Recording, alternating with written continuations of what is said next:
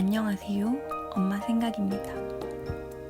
오늘은 지난 시간에 이어 정우승 작가의 당신이 없으면 내가 없습니다를 계속해서 읽도록 하겠습니다. 지는 꽃은 또 피지만 꺾인 꽃은 다시 피지 못한다. 부모를 떠나 스스로의 인생을 떠나는 후민에게 축하의 잔을 건넨다. 축하한다.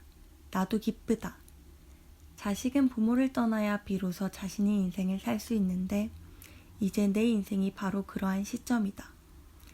러시아어 전공자로서 러시아 현지에 취업되었다는 것은 그동안 내 노력의 대가다.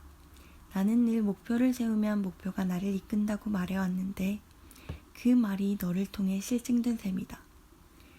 내가 러시아어라는 목표를 세웠기 때문에 그 목표가 지금의 너를 이끌어준 것이다. 이제 앞으로도 너의 또 다른 목표가 너를 이끌어줄 것이다. 배는 항구에 정박하기 위해 만들어진 게 아니라 항해하기 위해 만들어진 것이라고 했다. 만일 배가 항구에 머무르고만 있다면 무슨 가치가 있겠느냐. 그러니까 너는 지금 인간이라는 너의 배를 인생이라는 너의 바다를 향해 막 항해를 시작한 것이다. 물론 바다는 잔잔하기도 하지만 거칠기도 하다. 때로는 폭풍도 몰아친다. 그렇지만 일단 항구를 떠나 바다로 나아간 배는 그 폭풍을 견디고 항해하지 않으면 안 된다. 왜냐하면 배를 위해 폭풍이 멈춰주지 않기 때문이다.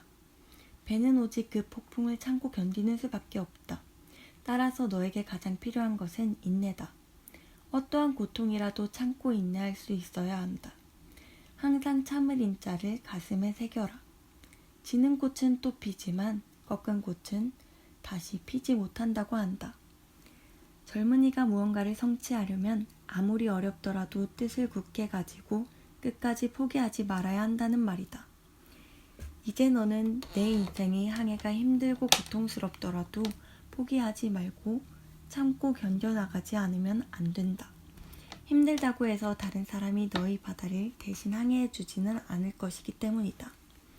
원래 잘할 수 있다고 생각하는 사람이 해내는 법이므로 너 또한 무슨 일이든 스스로 잘할 수 있다고 생각해라. 그러기 위해서는 성실함이 바탕이 된 노력이 필요하다.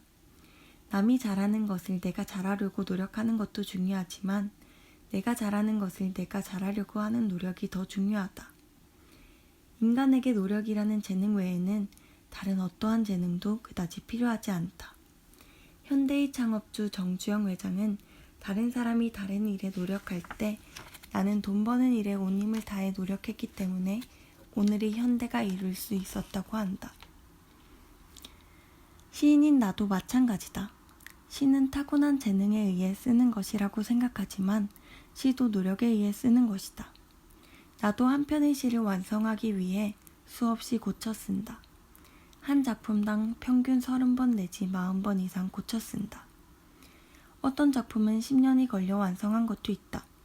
조지훈 시인은 승무를 쓸 때 3년이나 절을 찾아다니면서 직접 승무를 보고 썼다고 한다.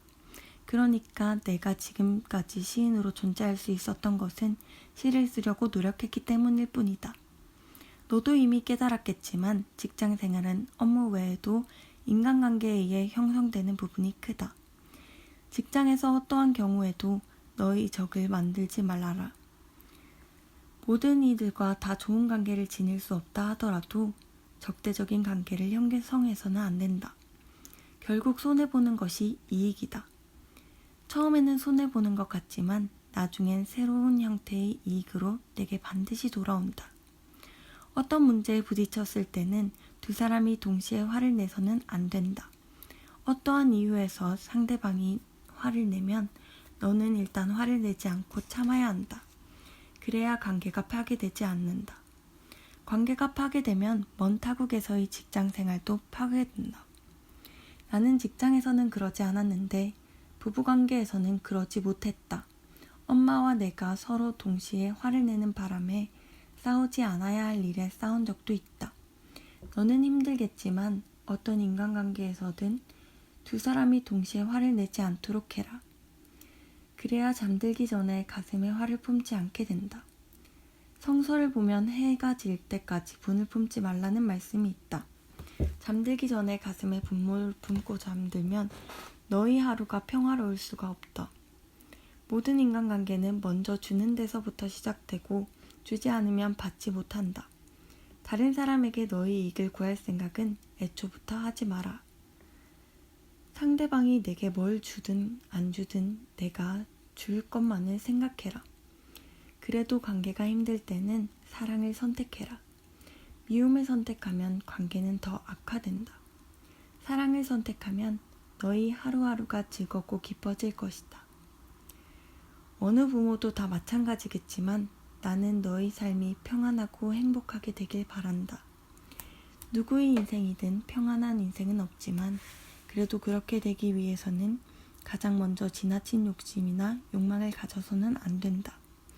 직장 생활을 하게 되면 자연히 동료들과 경쟁의식이 생기게 되는데 긍정적인 경쟁은 좋지만 부정적인 경쟁은 항상 나쁜 결과를 초래할 수 있게 된다. 그 나쁜 결과는 지나친 욕심에서 비롯된 것이다. 자본주의 사회에서 돈은 중요하다. 생존의 필수 조건이다. 내 돈이 없으면 아무도 내게 돈을 주지 않는다. 심지어 부부 사이에서도 돈 때문에 싸움이 일어나고 사랑이 파괴된다. 그러나 돈이 인생의 목적이 되어서는 안 된다. 돈이 목적이면 동료들과 경쟁하게 되고 경쟁하게 되면 사랑을 잃게 되고 사랑을 잃게 되면 건강을 잃게 된다. 힘들고 어려운 회사 생활이지만 일 자체를 열심히 성실하게 재밌게 기쁜 마음으로 하다 보면 자연히 경쟁에서 벗어나게 되고 돈도 저절로 따라온다. 돈의 가치는 중요하지만 그보다 더 중요한 것은 사랑이다. 돈의 가치에 사랑의 가치가 부여되어야만 돈의 가치가 형성된다. 무엇보다도 건강에 유의하여라. 사람은 건강을 잃으면 모든 것을 다 잃는다. 너는 특별히 러시아에서 직장 생활을 하는 것이므로 매사에 건강에 해가 되는 것은 취하지 않도록 해라. 돌아가신 할아버지께서는 늘 내게 일 조심, 사람 조심, 몸 조심하라고 하셨다. 나도 할아버지의 이 당부를 내게 전한다. 그리고 한 가지 더 당부해야 할 것이 있다. 늘 감사하는 마음을 잊지 말아라. 오늘 내가 모든 지닌 것을 감사하지 않으면 불행해질 수 있다. 오죽하면 이 세상에서 가장 큰 부자는 자족하는 사람이라고 부처님께서 말씀하셨겠느냐. 할아버지의 모비명은 주님 오늘도 감사합니다로 한 까닭을 깊이 생각해보라. 너도 남과 비교하지 않고 자족하는 가운데 감사하는 마음을 잃지 않음으로써 늘 마음속에 평화와 행복이 깃들길 바란다. 나도 한번 가보았지만 북유럽의 베니스라 불리는 상트페테르부르크는 아름답기 그지없는 예술의 도시다. 푸시킨이 시를 쓰고 도스토옙스키가 죄와 벌을 쓰고 차이콥스키가 어린 시절부터 악상을 떠올리며 거는 곳이다. 그곳에서 너는 늘 그들의 영혼의 숨결소리와 함께하라. 멀리 상트페테르부르크로 인생의 첫 항해를 시작하는 사랑하는 아들 후민에게 아버지가. 지금까지 엄마 생각이었습니다.